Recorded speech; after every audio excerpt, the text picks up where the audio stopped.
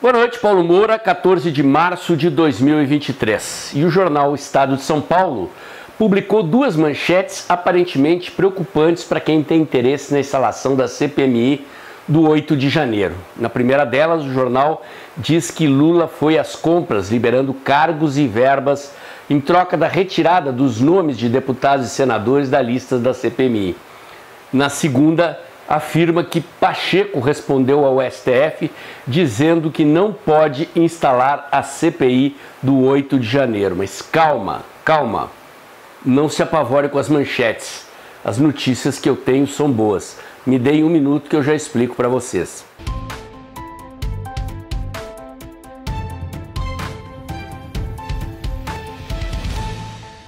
Pessoal, mais uma vez eu quero agradecer aqueles que estão doando pelo Pix do canal. Como vocês sabem, estamos entrando aqui já no terceiro mês em que o canal está operando no vermelho, com receitas abaixo das despesas. É a doação de vocês que garante o trabalho que eu já faço aqui há quase 3 anos, defendendo ideias liberais e valores conservadores. A situação está crítica, melhorou com as últimas doações, mas no ritmo em que a coisa está indo, vou entrar no terceiro mês operando no vermelho na batalha para manter o canal. Qualquer valor que você puder pingar é bem-vindo. Muito bem, gente.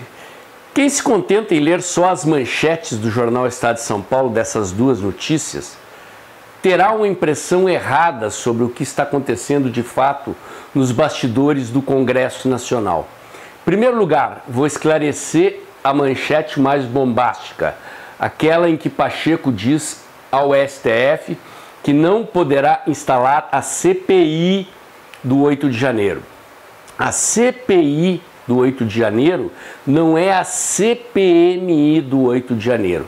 A CPI é a da Soraya Tronic, que impetrou um mandato de segurança ao STF tentando obrigar Pacheco a instalar a CPI que ela pediu. Acontece que Soraya pegou as assinaturas para sua CPI no mandato anterior, na legislatura anterior. E as regras dizem que ela teria que renovar as assinaturas, ou seja, coletar as assinaturas novamente, porque o plenário do Senado é outro, há novos senadores e, consequentemente, as assinaturas que ela coletou ainda em janeiro, antes da posse dos novos senadores, não são válidas para fins de instalação da CPI que ela pede. E isso é uma boa notícia, porque, como eu já esclareci aqui, Soraya Tronic não é confiável. Ela se apressou em pedir a CPI porque o objetivo dela é reforçar a narrativa do golpe. A CPMI, pedida pelo deputado André Fernandes do Ceará, é a que nos interessa. E quais são as informações que eu tenho sobre isso? Segundo o deputado José Medeiros, o governo conseguiu retirar 3 assinaturas da lista de deputados. No entanto, os proponentes da CPMI conseguiram mais 7 novas assinaturas. No Senado, segundo as informações que eu colhi, a situação não se alterou, portanto, segue o número de assinaturas anterior ao assédio de Lula. Bom, com relação ao assédio de Lula sobre deputados e senadores, quem lê a matéria compreende claramente que não se trata de uma nova iniciativa de Lula para cima dos deputados e senadores que assinaram a CPMI. Acontece que Lula estava devendo cargos e verbas de emendas para deputados e senadores do MDB e do União Brasil. E o que Lula está fazendo é pagar na frente a dívida antiga.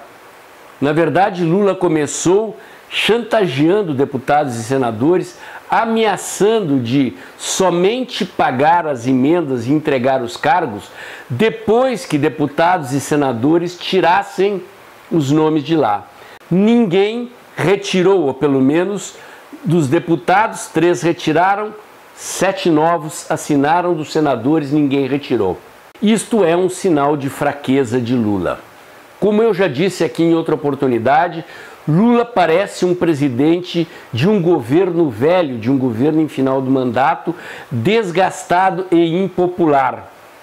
esta característica de um presidente que ameaça e não mete medo, de que diz que não vai entregar emendas e cargos de quem não retirar os nomes da lista e depois paga na frente na expectativa de receber depois, sem a certeza de que vai receber, é, repito, característica de presidente fraco, de governo velho e desgastado. E esta é a situação de Lula, vamos deixar claro. O velho MDB, antigo MDB, do tempo que o MDB tinha o poder de comandar o Centrão, era um partido que cultivava essa característica de manter um pé no governo e um pé na oposição ao mesmo tempo.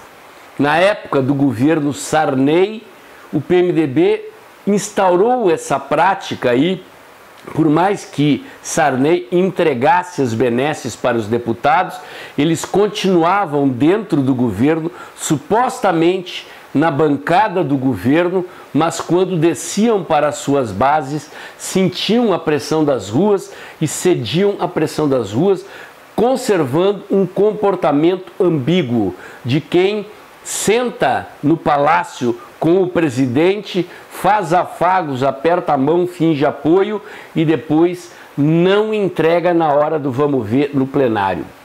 O governo Lula ainda não passou pelo teste de nenhuma votação significativa no plenário da Câmara e do Senado sob essa nova legislatura. É bom deixar claro que a PEC fura-teto dos 200 bi foi aprovada na legislatura anterior, mesmo antes da posse de Lula, como um gesto de boa vontade, e bota entre aspas esse boa vontade, porque na verdade tratavam-se de emendas parlamentares dos próprios deputados e senadores que estavam no chamado orçamento secreto, que foi proibido pelo STF, e deputados e senadores deram um jeitinho de empurrar as suas emendas para dentro da PEC fura-teto aprovada em dezembro. Portanto, Lula ainda não se arriscou a colocar nenhum projeto de lei em votação no plenário da Câmara e do Senado, porque Lula não tem a menor segurança de que vai conseguir aprovar, e os dois recados dados por Arthur Lira e por Pacheco continuam de pé. Há uma semana atrás, 10 dias atrás na verdade, Arthur Lira, em palestra na Associação Comercial de São Paulo, afirmou que Lula não tinha base sequer para aprovar um projeto de lei comum no plenário. Ontem, Pacheco afirmou que a lei das estatais não passa no Senado. Lembrando que a lei das estatais é um projeto central do qual Lula precisa para entregar cargos prometidos a membros da sua base aliada nas estatais. A lei proíbe que políticos que tenham exercido mandato nos últimos 6 meses ou mesmo que tenham se candidatado nas eleições anteriores não possam assumir cargos em empresas públicas. E a lei está de pé e, segundo Pacheco, a lei não vai mudar. Lula, portanto, continua em maus lençóis. Desencadeou uma operação de compras no Congresso e, pelo menos nas 24 horas passadas após essa operação de compras, não obteve sucesso na tentativa de barrar a CPMI. Repito, a afirmação de Pacheco de que não pode instalar a CPI do 8 de janeiro refere-se ao pedido de CPI de Soraya Tronic, que impetrou o mandato de segurança no STF, tentando forçar Pacheco a instalar a CPI. As regras são claras, a CPI de Soraya Tronic não pode ser instalada porque ela não obedece o regimento interno e as regras do parlamento. Isto é uma boa notícia. O que nos interessa é a CPMI proposta pelo deputado André Fernandes do Ceará, que segue com as assinaturas necessárias para sua instalação e, mais do que isso, no que diz respeito aos deputados, aumentou até o número de adesões. O meu comentário de hoje era esse. Se você gostou, curte, comenta e compartilha. Bota o dedãozinho lá, aperta o sininho para o YouTube avisar você quando tem vídeo novo no canal. Inscreva-se aqui no meu canal, inscreva-se também nos meus canais alternativos nas demais redes sociais. Lembre-se que eu estou de segunda a sexta-feira, um pouco antes das 2 da tarde, no canal Tempo e Dinheiro, do jornalista João Batista Olive, com comentário político online. E lembre-se também que o seu Pix é fundamental para a continuidade do trabalho que eu faço aqui já há quase 3 anos. Estou operando desde janeiro no vermelho, com receitas abaixo das despesas, e a sua doação mensal é fundamental para a continuidade do trabalho que eu faço aqui já há quase 3 anos, defendendo ideias liberais, valores conservadores, um Brasil livre, próspero, em ordem e progresso. Agradeço também se você puder continuar compartilhando os meus vídeos, chamando amigos, colegas e parentes para seguir o canal, pois é assim que o meu conteúdo chega mais longe. O comentário de hoje era esse e amanhã tem mais. Olá, amigos e seguidores do canal Dextra. Ultrapassamos a marca de 100 mil seguidores no final de 2022 e agora estamos implementando novidades. A última novidade é a criação do clube de membros do canal. Por apenas R$ 4,99 por mês, você terá acesso a conteúdos exclusivos, 4 lives mensais, com direito a perguntas e respostas para aprofundar e esclarecer aquilo que você gostaria de entender melhor no cenário político brasileiro e internacional. Um detalhe, o botão Seja Membro não aparece para quem tem iPhone. Então, se você tem um telefone da Apple, entre no site através do seu navegador no computador e clique no botão Seja Membro. Aos usuários de outros sistemas operacionais, o botão Seja Membro aparece normalmente.